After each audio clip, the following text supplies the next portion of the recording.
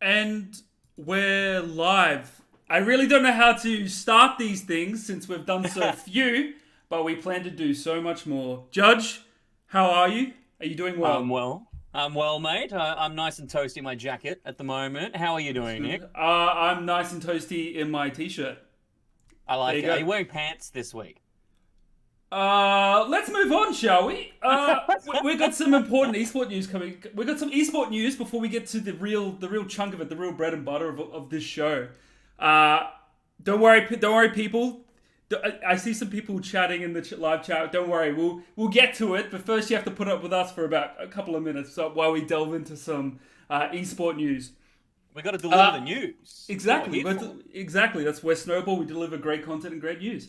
Exactly. This one's a little close to home, Judge. This one. Oh, Snowball Esports has partnered with Ubisoft. This is huge news for any fans of great Rainbow's. news. Great news. We're going to be producing high quality coverage for the Six Masters 2020. Be sure to check it out at snowballesports.com. For predictions, wrap ups, and interviews from the Rainbow Six event, and maybe even a Snowball Show special. Week! Uh, Okay. yeah, I might We're be dropping this dedicating a in. Snowball Show special already to Rainbow Yeah, Six. I like it. I'll never tell. I'll never tell. All right, No, X-Jokes. but Like, what's up, Nico? yes. Well, the people at Ubisoft are wonderful, great, superb, hardworking people, so we're really happy with this partnership. Uh, Next, off to some, we're going to stray away from the norm here. Some Dota 2 news, PPD. Peter Dager, he's retired from professional Dota 2.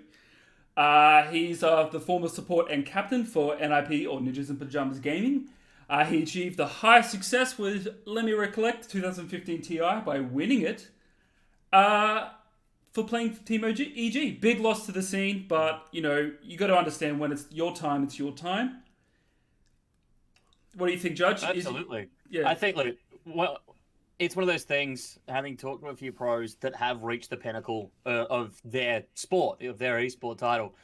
He's lifted the Aegis. There is nothing further that he could achieve higher than that than doing it again. And when you know it's your time, you're done, you have other things you need to move on with, you know. So best of luck to Peter and whatever it is he chooses to pursue next. But certainly a sad day for the Dota 2 scene. It is, and I'll miss his. He'll be very active on Twitter like he normally is, so we'll be sure to be hearing from him for sure. Judge, do you have some news? Please tell me something. I do have some news. So, Valorant has been on the tip of everyone's tongues, and we've seen many comments, especially my favorites from Slasher, debating the Valorant Pro power rankings and who's going to be any good at it, especially while the ESPN Valorant tournament has been happening. Right. And it's my pleasure to tell everyone that, surprisingly, Apex pros were the ones that won it out over CSGO professionals. See, I would have assumed it would have been Overwatch.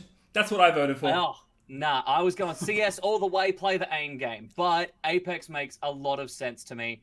And when I looked at the stacked team that they had for the Apex roster, it made even more sense. The team was Dizzy, Mendo, Dez, Keller, and Ace. So, Saint, so Dez.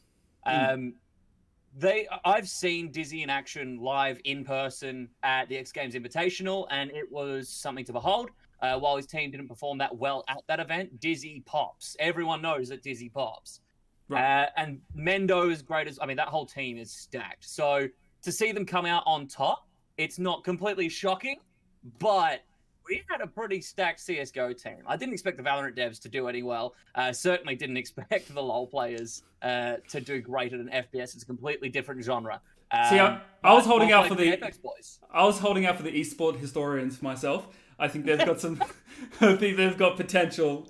And some bigger, big news coming up. What's happening this weekend? Can you please can you regale me? What is happening this weekend for the people that don't know at I'm a home? storyteller. Everyone pull up a stool and warm your mead, because I have a story. It's Direwolves and Legacy at the OPL Grand Finals this Friday, 1600, or for those of you that don't deal in 24-hour time, that's 4 p.m. Sydney time, so AEST, head over Eastern. I'm looking forward to it. I'm really keen.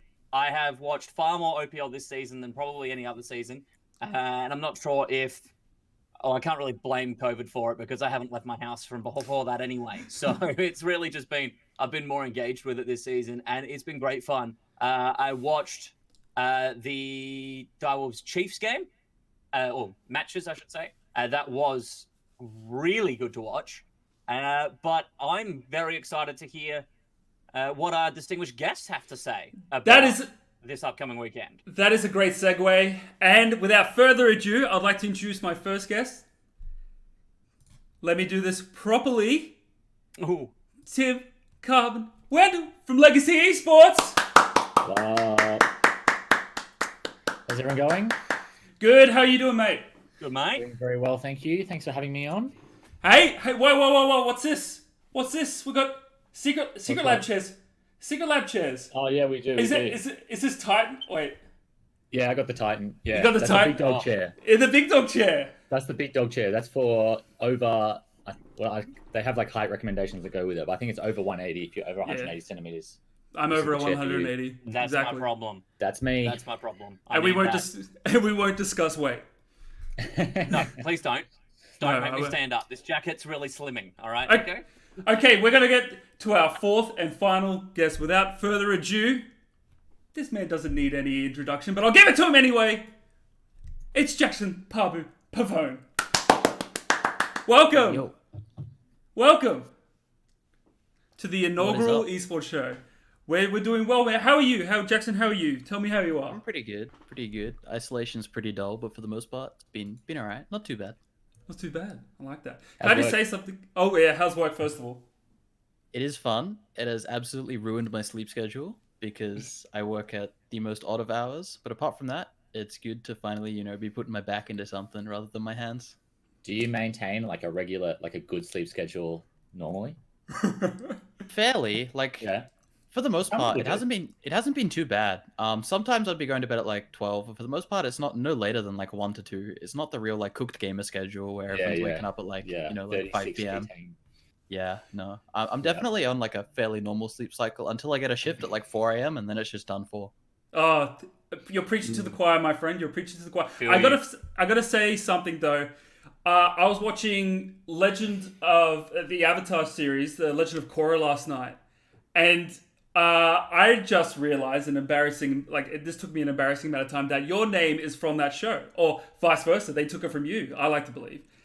And you know that Leonardo DiCaprio meme where he's like leaning off the chair and he's pointing at the screen. He's just like, oh, that's what I thought. I was like, that's. Yeah, the timelines definitely don't line up for me being the creator, but we can go with that if you want.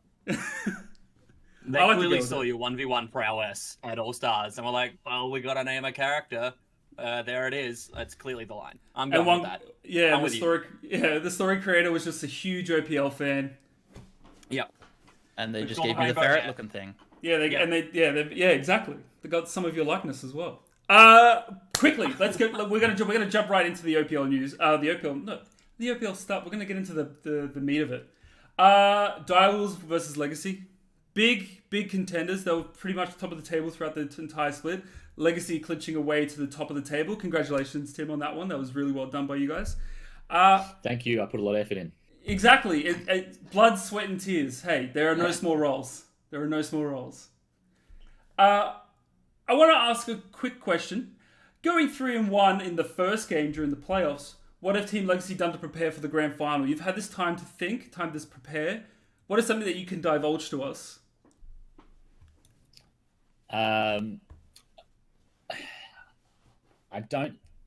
Nothing particularly entertaining, unfortunately. I love it. I mean, we watched all the games really closely. I don't think there was much different about practice this week. I know that scrims were a little bit more difficult to find, as they always are at this time of the year. I just want to give a quick shout out to some of the solo queue boys and other OPL players who got together to help us practice. The guys really appreciate that, so that's been pretty cool. But other than that, as far as I'm aware, it's just scrims as per usual. Why change what's working?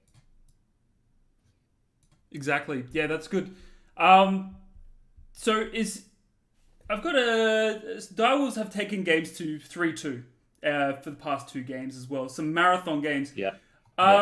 have you guys been? Are you expecting something that's similar to that in the grand final, or are you confident enough that you're going to 3-zip? I mean, I think Direwolves showed a lot of resilience, and that's not something to be taken lightly. You know, closing out a game can be formulaic, especially like in a theoretical sense. But oh, thanks, man. I'm good. Good, man. Shout out to Skimmy. Shouts out Skimmy. Where was I? Oh, yeah. So closing out a game can be super. It can seem formulaic and like flowcharty, like, oh, we're gonna do this and we're gonna board this and then we're gonna push this lane, and when you're outside the game, it's very obvious. But when you're inside the game, you know, weird stuff happens all the time. And I think Direwolves definitely showed the ability to be dealt a poor hand and somehow make it work anyway. So I think that's definitely a credit to them. At the same time, generally, when we have a lead similar to the ones that they have given up to other opponents, we've been able to punish. So I'm pretty confident in our ability to establish a lead, but to be close. But that's not to say that they're a pushover by any means, because going the full 10 games, you know, it's a lot of League of Legends. Related to your point, Tim, and I think closing it is probably the best way to go about it. Direwolves have been recorded on paper as saying that they're quite happy to go the full strength of matches in these long series because they find strength in their ability to be, I guess, flexible and to really adapt to what they're feeling the other team is bringing forward in their matches. Is it really just, well, obviously everyone wants a nice, quick, clean, closed out series when you're the team winning? Is that really the strategy, just to get it done so you're not putting Direwolves in that position of strength? Or do you think you can match them in terms of flexibility in draft and on the Rift? I think being resilient and being able to perform in clutch moments are really powerful tools to have in a team. But at the same time, I would be careful with praising a team's ability to go to 5 games, because, you know, they're losing 2 of them. And yeah, it's important to be able to perform, you know, in a game 5, or to perform when you're 0-2 down, like they did. You know, those are important moments. But a team who can go 5 games and win, you know, while impressive, while it's happening, I think once you remove yourself from the game, from that match, it's like, well, you know, not only do we lose 2 games, but the games we won were comebacks, or they were, you know, we saved them from the brink. I think I would be careful with I think praising that. I think that's fair. Ultimately, if you're a comeback team, you're still down in the first place, and you know, like, it's impressive, no doubt. Be ahead. Yeah, absolutely. Yeah. Credit where credit's due. The feat they've done is good and well done to them, but at the same time, you never want to put yourself in that position in the first place. So, yeah, no, good points. I like it. Yeah, I can say nowhere in our plan does it say lose 2 games so we can play a game 5. I'll tell you that much. Yeah. Cool. I don't think any successful team will try and have that mentality. They're like, we're going to be 3-0 or like nothing. So Pabu, I would like to get your perspective as a player. What would you think they'll be going through their heads? What's something that like they should be doing? Or, you know, you're a professional esports player as well. So what is something that would be going through their heads? Can I get your thoughts on that as well? I think it's pretty underlooked how different it is to play best of 5s to best of 1s. As Tim said, like, the clutch moments aren't really that important in best of 1s because you have a season worth of games. Like, if you lose at random points, it's kind of okay because it doesn't happen often. But in a best of 5, you have 3 shots, and like, you lose 3 games, it's over. You're done. Like, your year is over. So I think like the clutch moment and clutch players, like, Legacy is filled with clutch players. So I think that that's like a pretty huge advantage that they do have over Direwolves. Direwolves have good players, but none of them are like super clutch. I think that, you know, like Raze, like Tally, these players are just very, you know, they're veterans of the scene. They have a lot of like clutch moments in their careers. So I think that's like a pretty understated advantage that Legacy has going into it. The players will just like perform in situations that you wouldn't expect them to perform in, and they'll just kind of like pull things out of a hat. They'll literally pull magic tricks in your games, and they'll just randomly win fights. So I do think the Direwolves have like the micro and like the individual capabilities to do the same thing, but it would definitely be like a bit more of a first for their players, apart from maybe Chippies. Chippies is probably like their big, strong, like has consistent carry performances throughout the year, has done it over the years. So if there's anyone who's going to really like spearhead the Direwolves like when they're down, it's like Ryan Short. Right. So I would like to get your more in-depth perspective on. I think one of the more focused roles is the top lane.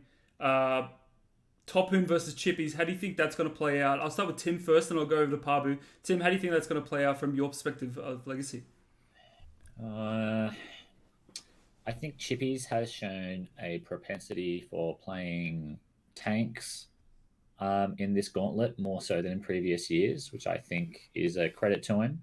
The good players can play all roles.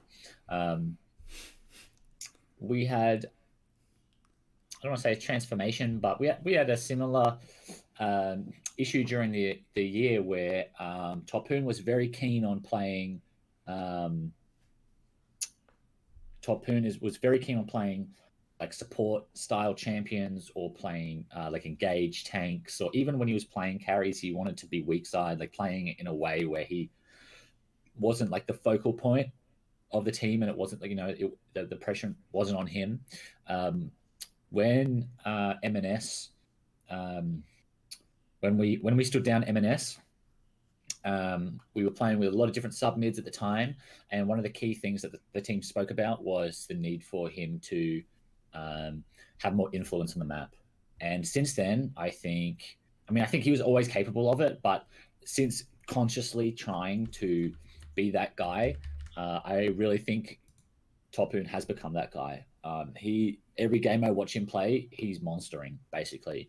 Chippies has always been, a top player and a scary top laner, and he gets the resources from his team, and he plays split pushes like Camille and Jax and can carry games absolutely. But for me, Topoon is flexible. He can play Janna, he can play Lulu, he can play carries, and when he does, he looks dangerous. So for me, it's not. Chippies is a great player, don't get me wrong, but I don't think that's going to be a good matchup for them.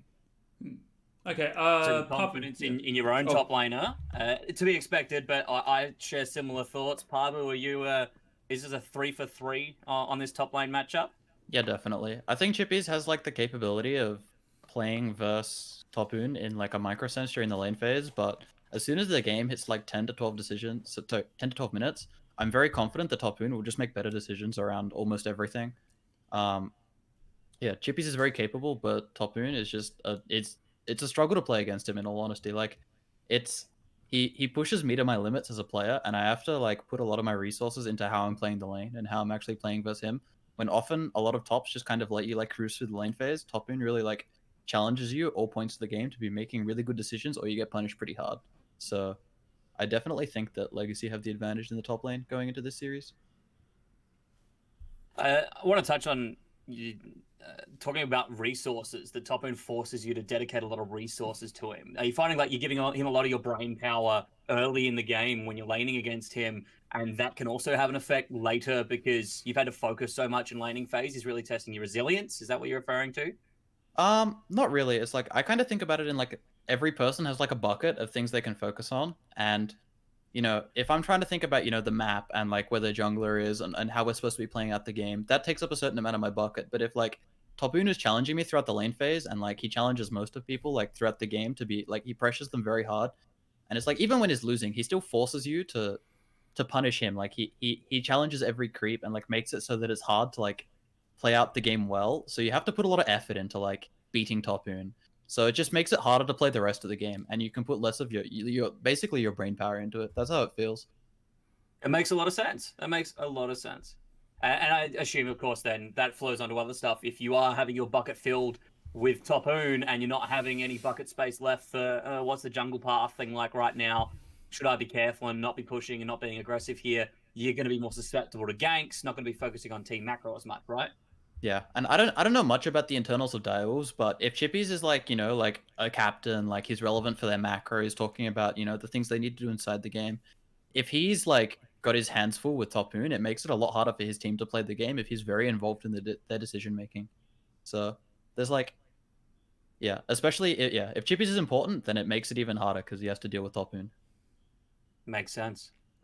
Nico, my friend, we've got some more fun questions coming up soon, but did I just cut Carbon off there? Sorry. I think Carbon wanted to say something. Carbon, sorry. No, I wasn't saying anything of value, really. I just said top. You always say things of value, Carbon. Share with us. Yeah. No, that was really it. I just said top and smash, and that's it. I just a little punchline at the end of what Pabu said, and it's now become like a paragraph. Oh well, it's perfect. Perfect either way. Nico, what else do we have before we get into our fun interrogations with these two? Exactly. I would like to get to those as soon as possible, but hey, first we're going to get some of these out of the way. I would like to, for the viewer at home, I'd like to get both your perspectives. What lane should we, besides, we've touched on top a bit, but I would like to know what kind of lane should, us as viewers be focusing on? What's something that like we should be looking forward to in these games? I'll start with Tim first. Let's go Tim. I think one of the key ones, as per usual, is the jungle. I thought Miro had a really good weekend, which was surprising because he had spent sort of the 5 weeks before that low-key just inting games away. It was really rough to watch. I'm not sure what's going on. I think I casted maybe some of those, or I don't know. But I remember going over some of those games in detail, and it didn't look good. But he completely turned it around for the finals, and in that Chief series, monstered Croc in a few games. So I think if he can maintain that form, that'll be a key thing for Direwolves. But for us, I mean, for me, I just like jungling. So that's what I find most interesting. But for me, I think we play a lot better when Babip is in the zone. And I think if both junglers are playing well, that could make for a really interesting matchup for those of you who are interested in players walking from one NPC camp to another in a strategic manner. But other than that, definitely bot lane. I think Isles and Raze have had a really good season. I think the story is interesting. Isles' first full season of OPL, and he's in the grand final. I think those two are just absolute monster players, especially as far as the OPL goes. Whereas on the other side, Direwolves with their import Vital and the two-man support, it could make for an interesting matchup. Yeah, and Pabu, what do you think what should viewers be keeping an eye on? Personally, I think the mid lane's pretty interesting because it's like two completely different players clashing. Because Shock is just like this player that plays like 3 different control mages and Urgot, and like it's just he's very focused on making sure that like his mage play is top tier, and he doesn't do much else outside of that. He does have his weird flex picks, but for the most part, he basically just plays like the very, very, very standard mages. And then you have Tally on the other hand, who does play some mages, but for the most part, he's a top laner. So he has a very different champion pool, and I think it's like getting Tallywhacker a matchup that he's both comfortable on and good at, and like seeing how that plays out in the game, because it's going to play out very differently to most games of League of Legends, I think.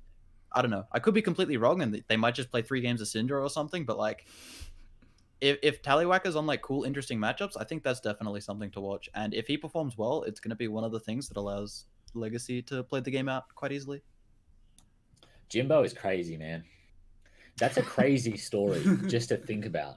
It's like, pretty wild. He's in finals playing mid. Yeah, like there's a guy who okay, he played AD for us, came second a bunch of times, played top for us, came second a bunch of times, then plays top for Order, then he quit, and now he's back. Played he quit because what people who what a lot of people might not know is that he wanted to play AD carry, so he wanted to role swap back to AD in the off season at the end of 2019 for this season, and his plan was to take the first split off altogether, so he could practice playing AD, and then look for a team in split 2 or whatever was to happen was going to happen.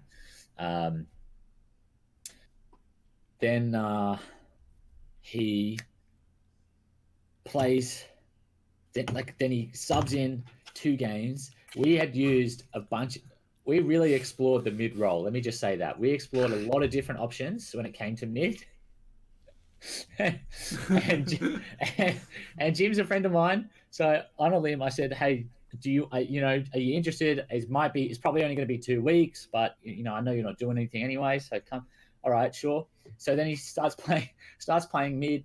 He's got, I think, 1 champ to maybe two champs that used to be top majors that you can play mid.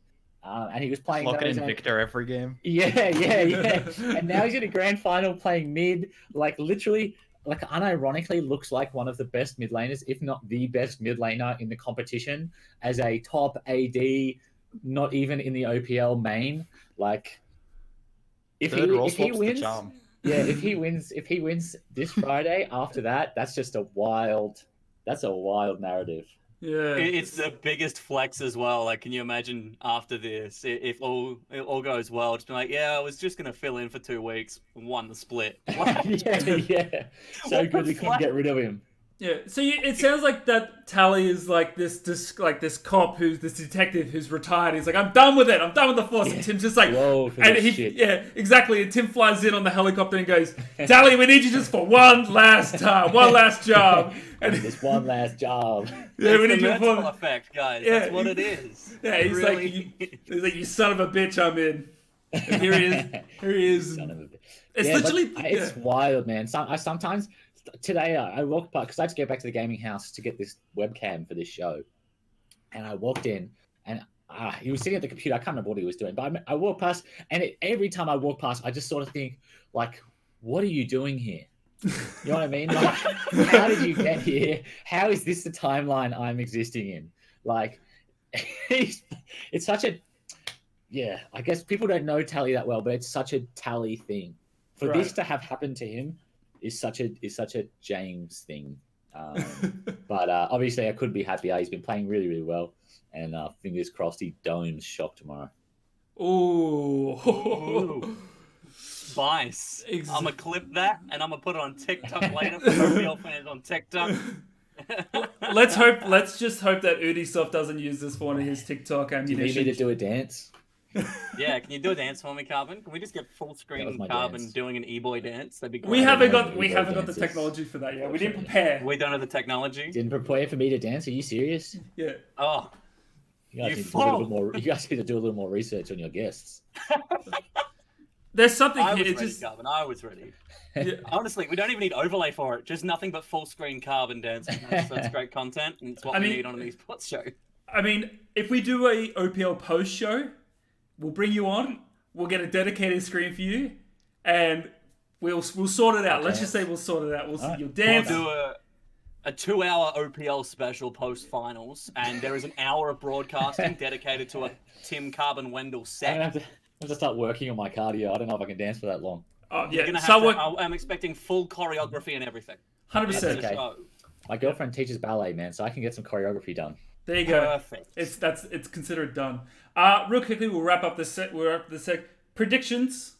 Obviously, I can kind of guess what Tim is going to be saying, but Pabu, can I hear from you first? What are your predictions for this outcome? Can I get how many games there will be, and who will be taking home the coveted trophy? I think it'll probably be like a 3-1 Legacy. I reckon Legacy is definitely the better team, but Direwolves will have something, like some champion that's just ridiculous. Like, I don't know the specifics, but they'll just have something that is really good and really practiced. And then that'll take a game, and then it'll be over. Which game do you think will be the one where Direwolves take a game 2, game 3, game 1? Probably game 1 or 2. They'll have something that they whip out. Like, if they lose game 1, they'll whip out, like, I don't know, like anything, and then they'll just play the game, and then they'll win, and then it'll get banned, and then it's over. Well, that's a heads up for you, Tim. Predictions. I'll let him know. I think I saw Jupiter Storms in the chat here somewhere, so. Yeah.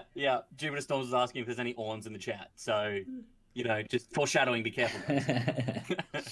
I think Direwolves get doomed. Ooh. I think they try to remake after game 1. I think it's just, I really believe. I don't know, man. Dota's a good team. Dota's a good team. I don't know. Look, the Chief game was 3-1 for us, and I thought we looked dominant. Yes. But it was still a 3-1. You know, there was that one game that we were winning early that we lost. I could definitely see something like that happening, and it being maybe a 3-1. Like Pabu said, I think we're definitely the better team, but it's just a case of performing on the day. I will say though that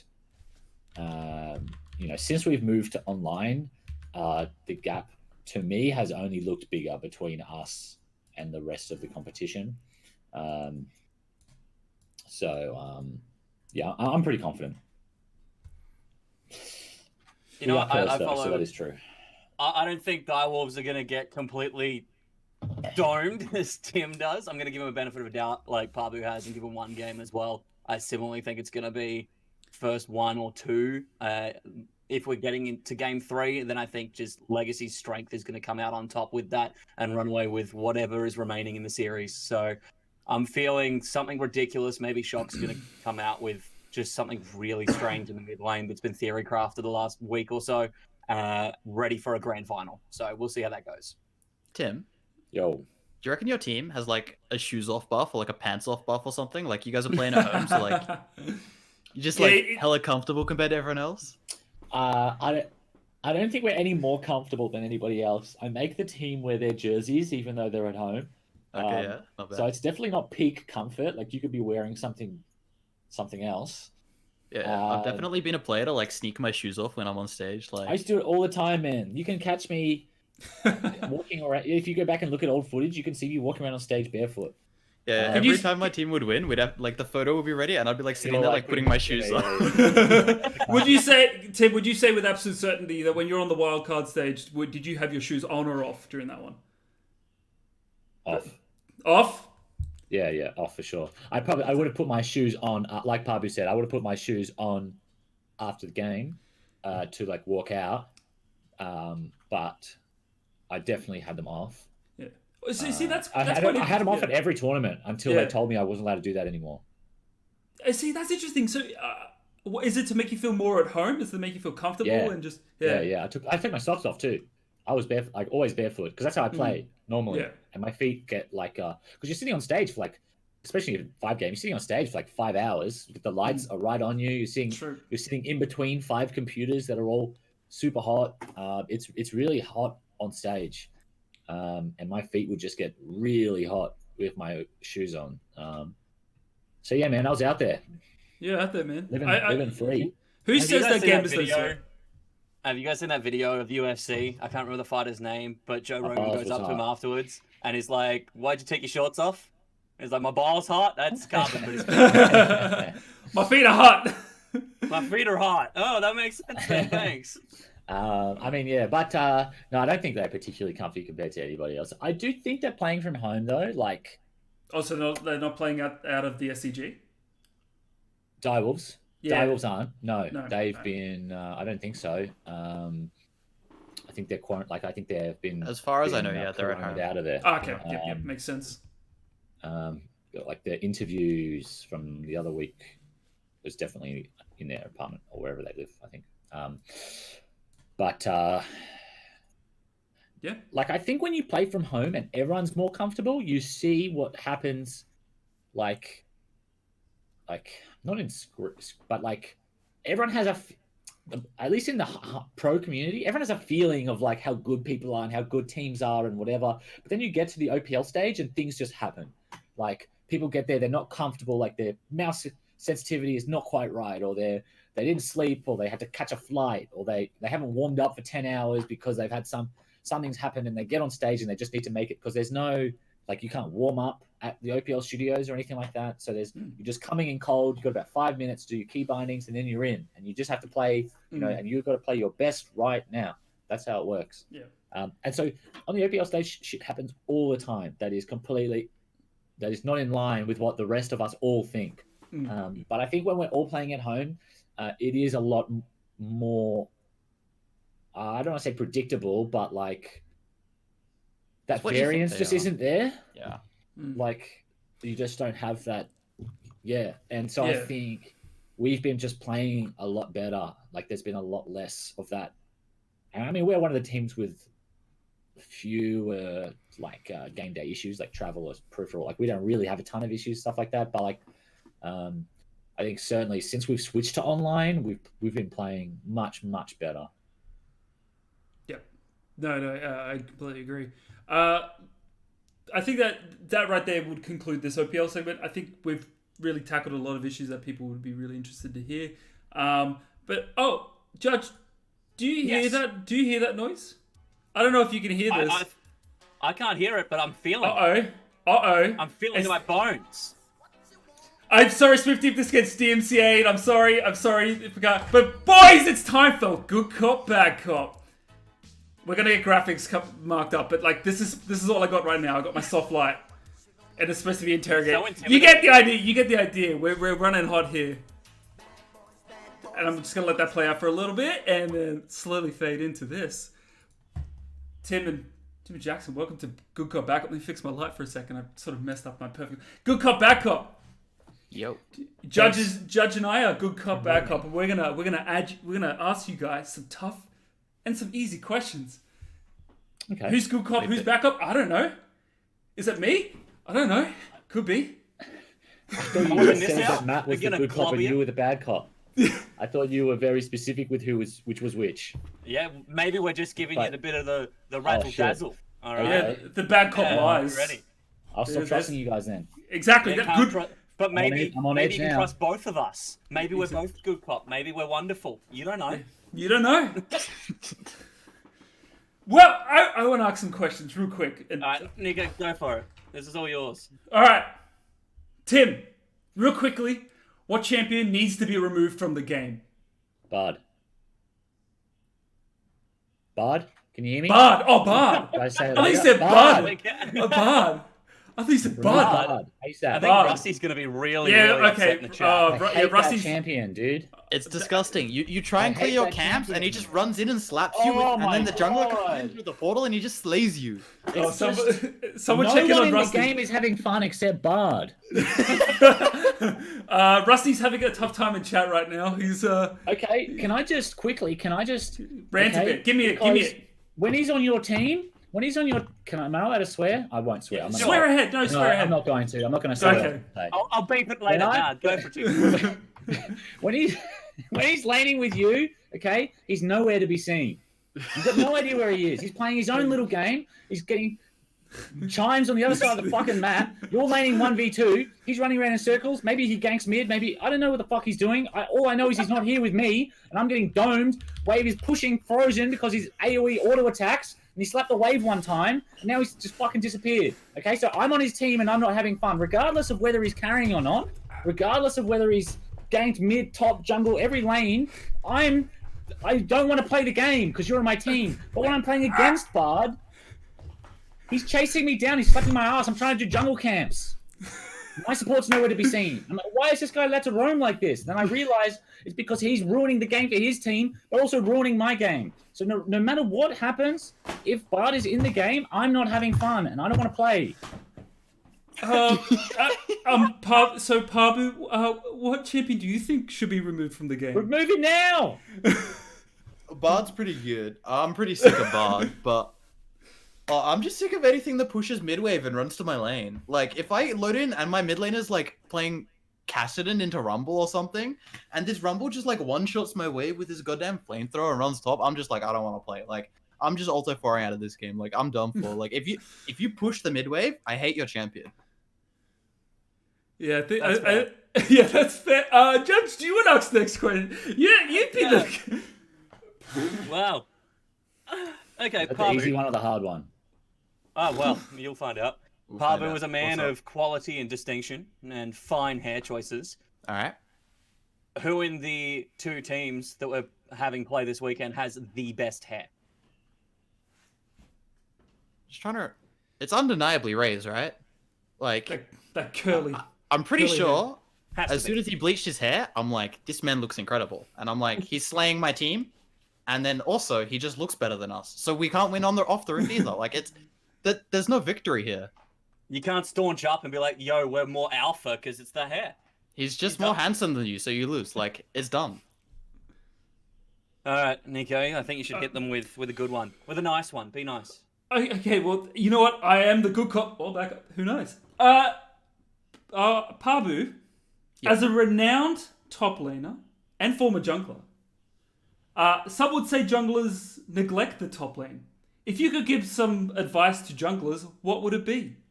Continue neglecting the top lane. It's a low impact role. You go up there, you're wasting your time. Go bot lane. That's where all your LP is. It's in your AD carry's hands. Just go give the resources to him. Away from top. Never come away here. from top.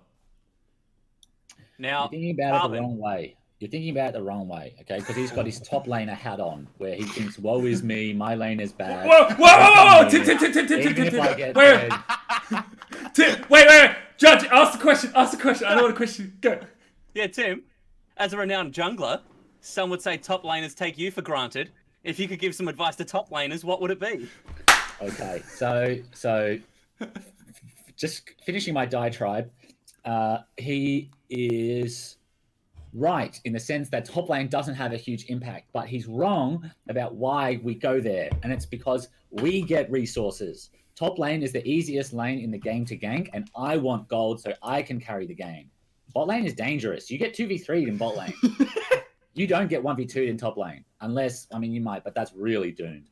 Yeah, if they've locked in Darius or Alawi, it's good fun. But just lock me Maokai. I'll give you that 300 gold and you can go somewhere else. You pick Maokai, I'll play Graves or some shit. You just flash W and I kill him, and then I'm going to go full clear my jungle base. I'm going to come top and I'm going to do it again until I'm unkillable god.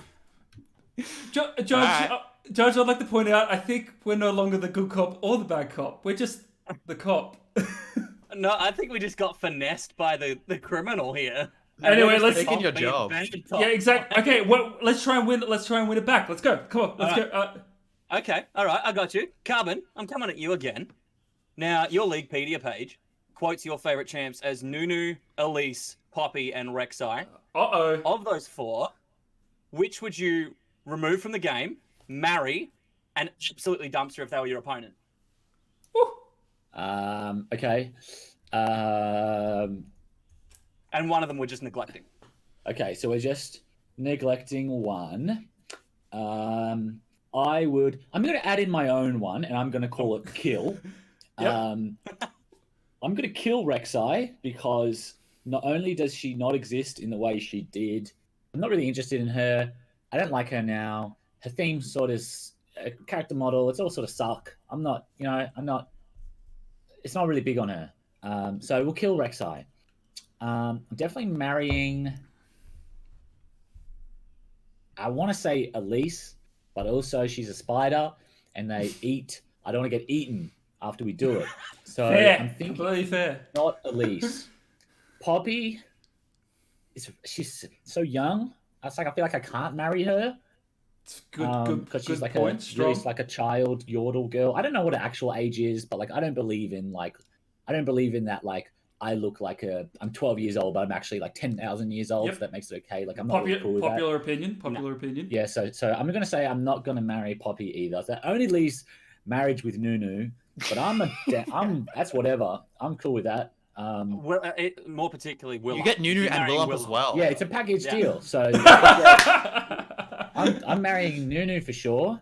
Yep. 2 for 1. What were the others? So I've killed Rek'Sai. I'm marrying Nunu. Who are you removing from the game?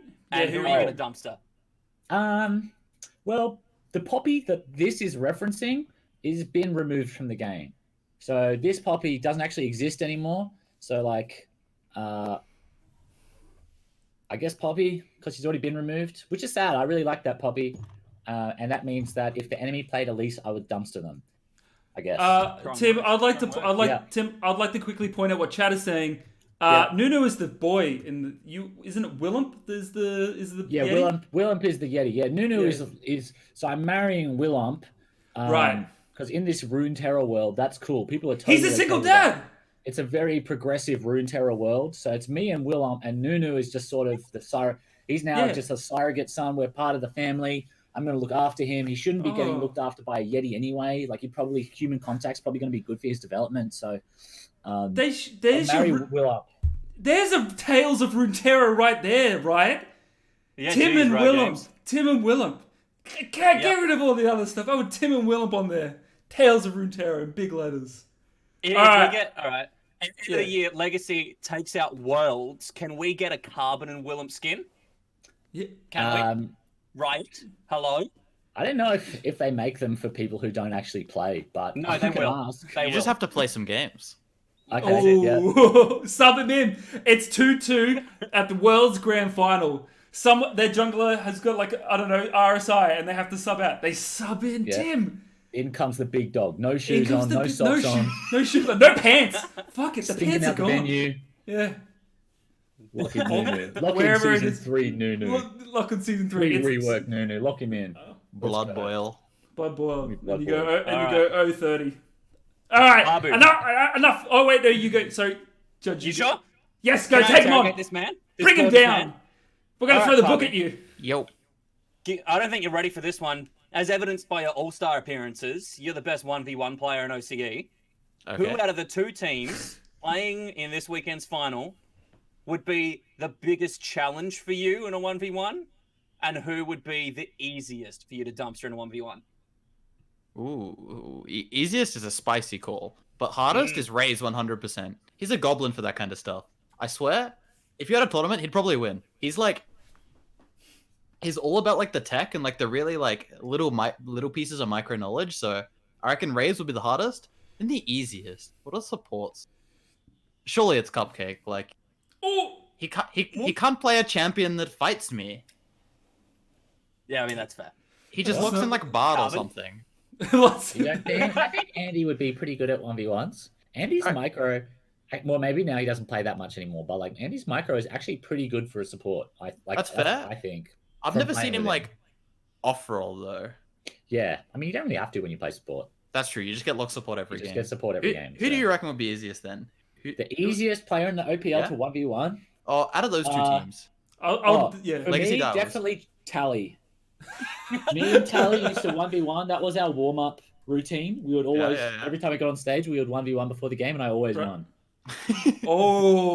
Is Tally in chat? I think Tally's in chat. Do you think? I would. Oh no. That's a bit of a call out. I think in one of the segments that we do next week, if we do an OPL post special, we should get a little bit of a 1v1 tournament. Carbon Tally, best of 3. Do you want to know what Carbon Tally 1v1 rules are? What? The first matchup you always play is ASOL versus ASOL. No abilities, no items, no nothing. It's just you only take W, which is like you make the circle bigger or smaller. That's the only thing you're allowed to take. Yeah. And that's it. And you just got to circle each other. Mechanics max. I'm a fan. I'm already a fan. That is definitely mechanics max. All right. Enough funny business. All right. We're here to crack the case. We're good cop or bad cop. And the case I want to crack, Carbon. Now I got this from your Wikipedia, so don't hurt me. Known for being very emotionally invested in games, you play competitively. This is a quote from your Wikipedia, by the way. Okay. On a scale of 1 to I can't get this damn Ash in a game of TFT, how emotionally invested are you in upcoming matches? That's a deep ref. How emotionally invested? Am I emotionally invested? Am I in tomorrow's games? Well, let's go. Yes. Incredibly. I mean, it's different when you're not playing, but it's a different kind of emotion. I want it for the boys a lot. They put in a ton of effort this season. We had a lot of stuff going on behind the scenes. Obviously, we dropped a player. We dropped our star player halfway through the season. It took 4 or 5 weeks into the OPL season for our coach's visa to finally be sorted and to get him into Australia. There's been a lot that's happened behind the scenes here this split, and the guys have risen above it all and are playing some really, really good League of Legends. I'm super invested. I really want it for them, but I want it for myself as well. It'd be nice to finally tick that box and get a title for Legacy. I wouldn't say I'm emotional in the same way I used to be. There's not a lot of anger involved anymore, but it's pretty easy to be. It's pretty easy to avoid being angry when you're winning all the time. That's true. That's true. Yeah. And a bit of woo-saw helps me as well. really just bring it back in mellow. I would like to hear what you... Yeah. Go. Let's go. All right. Carbon is renowned for his Nunu having amazing vision-heavy jungle stylings, such as that of SKTT1's Bengi, right, from back in Carbon playing days. Who out of the two teams this weekend likely has the worst vision score? Oh! Great question. Chippies? There's no way his vision score is higher than anyone else in the game. Surely. Isn't that the top laner's mantra? It's not my fault. Well, like, top laners have to award for themselves, but like, actually, I don't know. Both the 80s are pretty good. Maybe Vital's ward score per minute is just like negative. Like, he just doesn't like pink wards don't exist. Like, Ray's pretty smart player. He's always dropping his wards. Vital, I don't know. He's good, but like, does he place his pinks in lane? I agree with Ty's in the chat for sure. Decoy has the lowest vision score. That is the first anyone has ever agreed with Ty's on anything. I want to make that. He has a good take. He has a good take once in a while. Not often, but they exist. No, they do exist. Like aliens could exist. I mean, there's a possibility it is out there. But is there any definitive proof? That up to debate. I love calling out Ty's on chat. Swift, can we get an F in chat for Ty's, please, everyone? Can we get a certified F in chat for Ty's? There you go, F in chat. I think... Right, well, gentlemen, I think we have to release them. Yeah, it's not conclusive. We can't... They've done nothing wrong. We can't arrest you. We can't do anything. Look, frankly, even if I had done something wrong, you two aren't catching me. I think if I've demonstrated anything, it's that I'm the Hannibal Lecter in this scenario, and you two are hey, bumbling. Judge has a law degree. Judge has a law degree, and I have great. Nico, don't take us down this hole. Don't do it. Don't do it. And I have great enthusiasm. So I think we've got. Hey, that counts. It counts for something. That makes for a good buddy lawyer movie.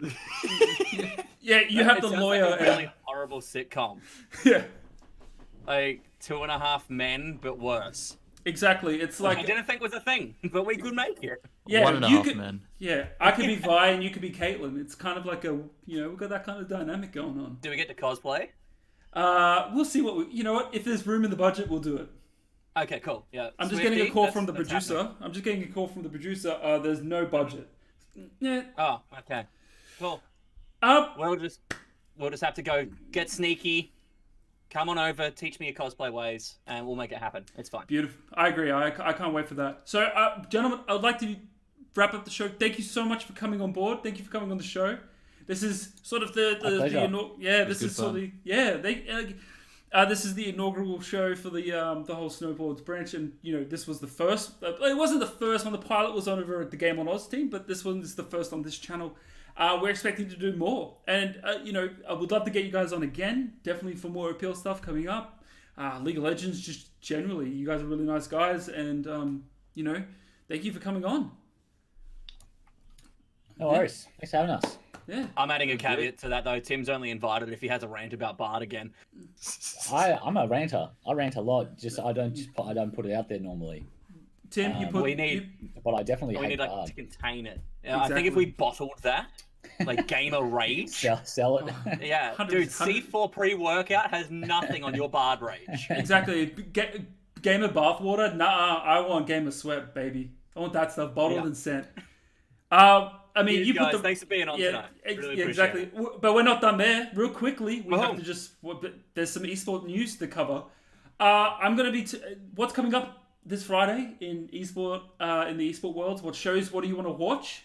We have the Road to Rio with CSGO that's going to be happening. If you want to stay up until 2 a.m., you can catch it on Twitch.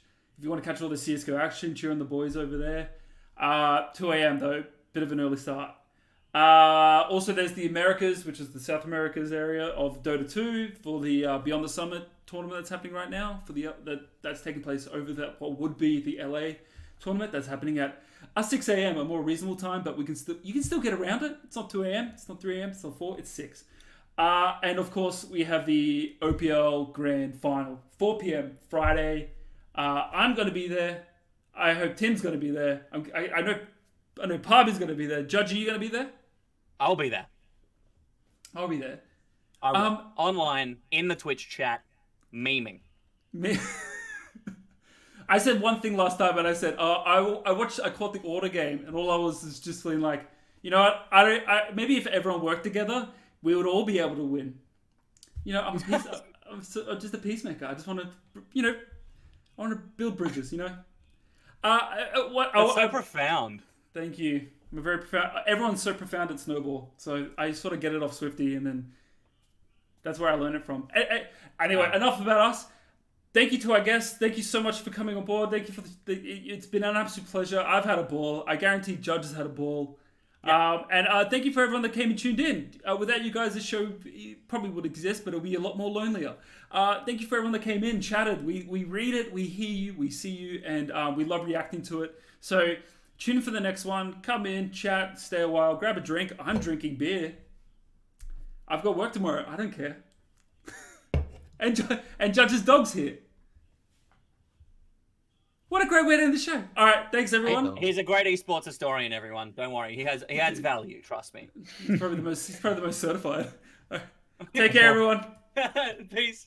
Good night, gamers.